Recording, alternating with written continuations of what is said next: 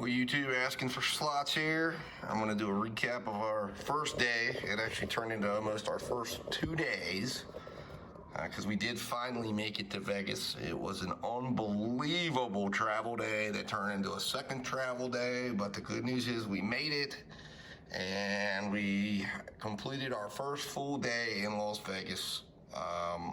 Ultimately not how we thought it was going to go, but I'll get into that here right now. So, on our original travel day, we set out for the airport, got to the airport, and we were about to enter the airport as we parked our car and we're walking in, and my wife realized Mrs. Asking for Slots, forgot her ID, which just set us into a panic. We were trying to find it.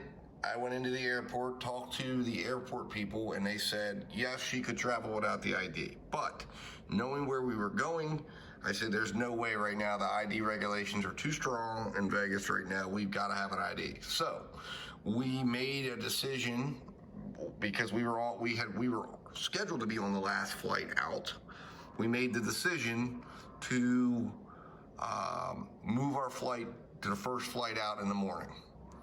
So we then had to drive all the way back to the house because unfortunately we were about an hour and 10 minutes from the airport and there was no way we were going to make it to the house and back and get on that flight. So I called our host at the plaza where we're staying, and he graciously changed our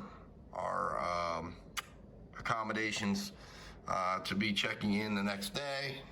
And also we made the decision to stay one extra night because of the fact that we were going to be missing out on the first day and getting a late start.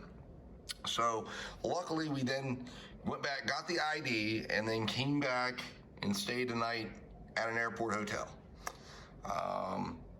And then we went to the house, got our ID, came back, got to the airport hotel, went to sleep, woke up in the morning, and made it on the plane without any disruption. Got to Vegas.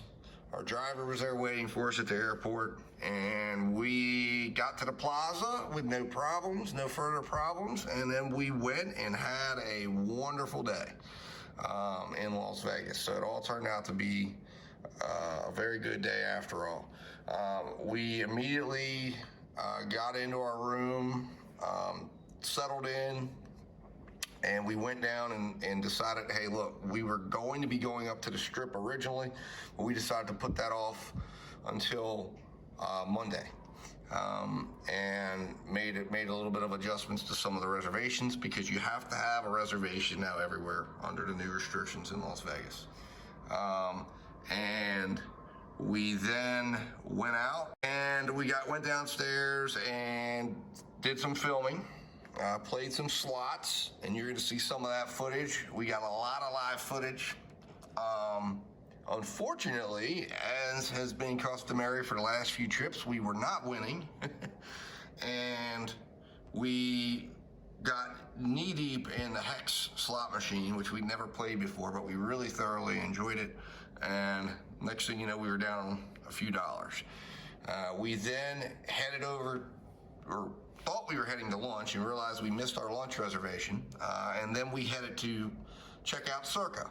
We got inside Circa and spent about 3 hours in Circa going around playing blackjack, playing slots. You're going to see all the slot footage. We did quite well on blackjack, actually. It seemed we were making back everything we were losing at the slots. And then at the very last minute, and you'll see this footage, we played some dancing drum explosion machines, and I took out the rest of our pre-dinner bankroll. And then we went to dinner. We had dinner reservations at the Golden Steer, which we kept. Went and had a fantastic dinner at the Golden Steer, which we failed to get very much footage of. And we had intended to try to document that, but by that time, we had had a few drinks.